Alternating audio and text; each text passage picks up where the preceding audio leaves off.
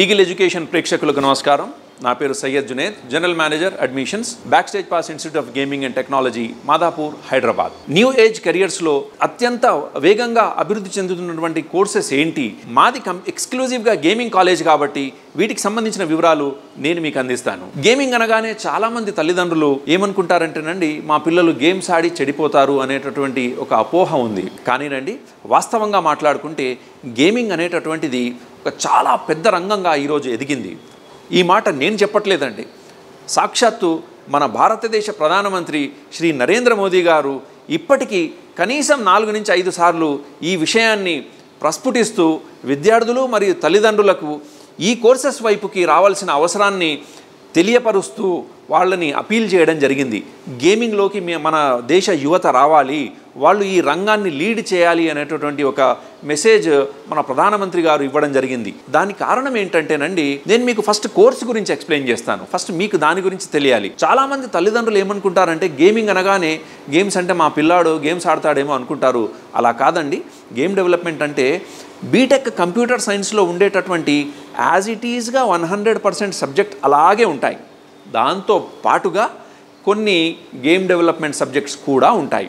మీకు అర్థమవుతుంది కదా. బీటెక్ కంప్యూటర్ సైన్స్లో ఉండేటటువంటి 100% యాజ్ ఇట్ ఈజ్గా సబ్జెక్ట్స్ ఇందులో ఉంటాయి.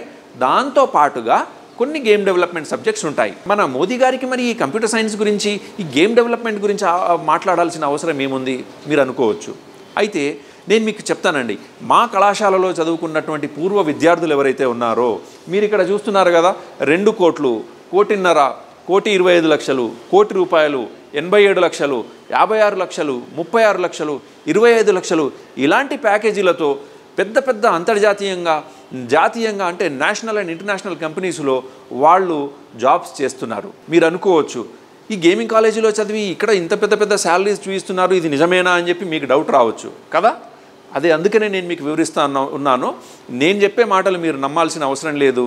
మీకు గనక మన దేశ ప్రధానమంత్రి మోదీ గారి మీద నమ్మకం ఉంటే మీరు యూట్యూబ్లో వెళ్ళి జస్ట్ బ్రౌజ్ చేసి చూడండి, ప్రధానమంత్రి మోదీ గారు గేమింగ్ గురించి ఏం చెప్తున్నారు అనేటటువంటి మీరు విషయం చూస్తే మీకు మీ కళ్ళ కట్టినట్టుగా ఆయన మాటల్లో ఆయన చాలా సార్లు పలుమార్లు ఇండిపెండెన్స్ డే స్పీచ్లో చెప్పారు 3 నిమిషాలు దీని గురించి. మన్ కీ బాత్ ద్వారా తల్లిదండ్రుల్ని, విద్యార్థుల్ని సంబోధిస్తూ మాట్లాడడం జరిగింది.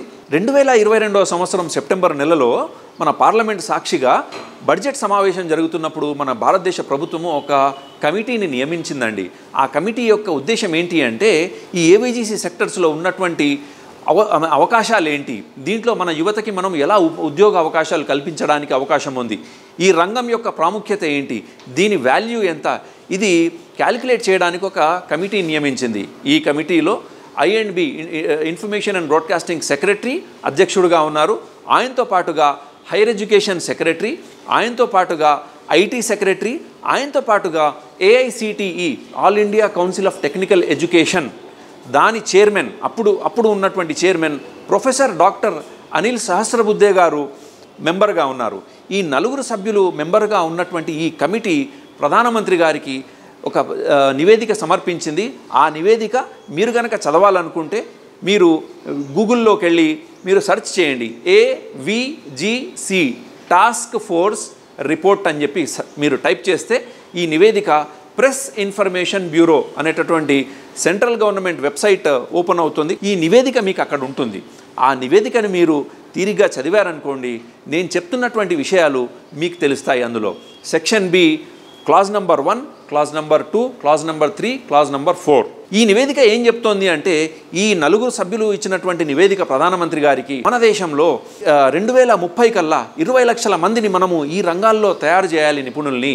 దానికి మనము undergraduate and postgraduate కోర్సెస్ని త్వరితగతిన తొందరగా మనము తయారు చేసి మన విద్యార్థుల్ని ఈ రంగాల వైపు ఆకర్షితుల్ని చేసి మంచి తర్ఫీదునిచ్చేసి వాళ్ళని గేమ్ డెవలపర్స్ గానో, సాఫ్ట్వేర్ ఇంజనీర్స్ గానో తయారు చేసి ఈ గేమింగ్ రంగంలో ఉన్నటువంటి ప్రపంచవ్యాప్తంగా ఉన్నటువంటి పెద్ద వాటాని మనం తీసుకోవాలి అనేటటువంటిది ప్రభుత్వం యొక్క ముఖ్య ఉద్దేశం. ఇది ఎందుకు అని చెప్పి మీరు అనుకోవచ్చు. విషయం ఏంటంటేనండి, ఈ గేమింగ్ రంగము అనేది ప్రపంచవ్యాప్తంగా $269 బిలియన్ ఇండస్ట్రీ. కానీ దురదృష్టం ఏంటంటే అందులో మన భారతదేశానికి ఉన్నటువంటి వాటా 1.3% మాత్రమే. నేను ఈ రోజు గురించి మాట్లాడుతున్నాను. కానీ చైనా దేశము 22% వాటా కలిగి ఉంది, అమెరికానేమో 20% వాటా కలిగి ఉంది, జపాన్ 18% వాటా కలిగి ఉంది. కానీ మన దేశం మాత్రము దురదృష్టవశాత్తు 1.3% వాటా మాత్రమే కలిగి ఉంది. అయితే బిగ్ పిక్చర్ రాబోయే కాలంలో ఈ $269 బిలియన్ ఉన్నటువంటి గేమింగ్ ఇండస్ట్రీ అత్యద్భుతంగా అభివృద్ధి చెంది $800 బిలియన్ ఇండస్ట్రీగా ఎదగబోతోంది. మళ్ళీ చెప్తున్నాను, $800 బిలియన్ ఇండస్ట్రీగా ఎదగబోతోంది 2030 నాటికి. అందుకే ప్రభుత్వం ఏం చేసిందంటే ఈ ప్రణాళిక ద్వారా ఈ పాలసీ ద్వారా ఈ $800 బిలియన్ మార్కెట్లో మ్యాక్సిమం షేర్ మనం తీసుకోవాలి అనేటటువంటి ఒక మంచి ఉద్దేశంతో దానికి ఈ $800 బిలియన్ మ్యాక్సిమం 25% వాటా మనం తీసుకోవాలనుకోండి. మరి దానికి ఎవరు అవసరం ఉంటారు? పనిచేయాలంటే ఆ రంగంలో పనిచేయాలంటే దానికి సంబంధించిన నిపుణులు అవసరం ఉంటారు కదా.